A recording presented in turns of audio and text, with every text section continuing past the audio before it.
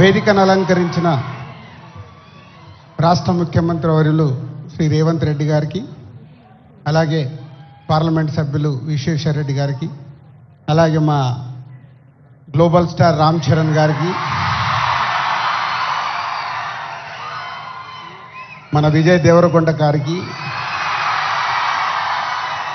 అలాగే డీజీపీ జితేంద్ర గారికి and department and పెద్దలందరికీ, మంత్రివర్యులు గారికి, అందరికీ మీ అందరికీ good evening. CM Revanth Reddy గారితో ఒకరోజు నేను ఫ్లైట్లో వైజాగ్ నుంచి హైదరాబాద్ జర్నీ చేస్తున్నాను. ఆ రోజు ఎందుకో రేవంత్ రెడ్డి గారు నాతో ఒక మాట చెప్పారు, తెలంగాణ రాష్ట్రంలో డ్రగ్స్ లేకుండా చేయాలి అని. ఇది దాదాపు ఒక 9 months బ్యాక్ జరిగిన సంఘటన.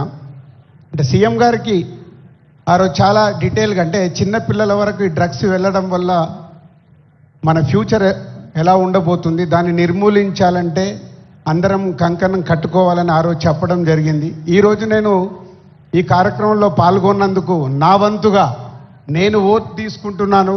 నేను కానీ, నా కుటుంబ సభ్యులు కానీ, నా స్నేహితులు కానీ, నాకు తెలిసిన వారు ఎవరు కానీ డ్రగ్స్ తీసుకోకుండా నేను చేయగలుగుతాను. అలాగే నాలాగే మీరు అందరు ఓట్ తీసుకుంటే ప్రతి కుటుంబంలో, మన తెలంగాణ రాష్ట్రం మొత్తం డ్రగ్స్ లేకుండా చేయగలుగుతాం. రెడీయా మీరు? ఇలాంటి అవేర్నెస్ మనకి ఈరోజు అవసరం. ఈ మధ్య మలయాళం ఫిలిం ఇండస్ట్రీలో కూడా ఒక నిర్ణయం తీసుకున్నారు. ఆ ఇండస్ట్రీలో ఎవరన్నా డ్రగ్స్ తీసుకున్నట్టు తెలిస్తే ఆ సినిమా ఇండస్ట్రీ, మలయాళం ఇండస్ట్రీ నుంచి బహిష్కరిస్తామని, అలాగే తెలంగాణ ఎఫ్డీసీ నుంచి తెలుగు చలనచిత్రం కూడా నేను కోరుకునేది ఒకటే, అలాంటి ఫిలిం ఇండస్ట్రీలో ఎలాంటిదైనా జరిగిందని తెలిస్తే వాళ్ళని నిర్మూలించినప్పుడు, వాళ్ళని నిషేధించినప్పుడు సొసైటీకి, సినిమా ఇండస్ట్రీ నుంచి కూడా ఒక మెసేజ్ వెళ్తుంది.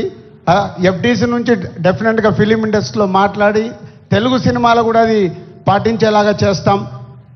సో ఇది మన కర్తవ్యం. మన అందరం ఓట్ తీసుకొని చేయగలిగినప్పుడు సీఎం గారు కోరుకుంటున్నట్టుగా, డిపార్ట్మెంట్ కోరుకుంటున్నట్టుగా ముందు మన రాష్ట్రాన్ని డ్రగ్స్ లేని రాష్ట్రంగా చేయగలుగుతాం. Thank you. Thank you sir.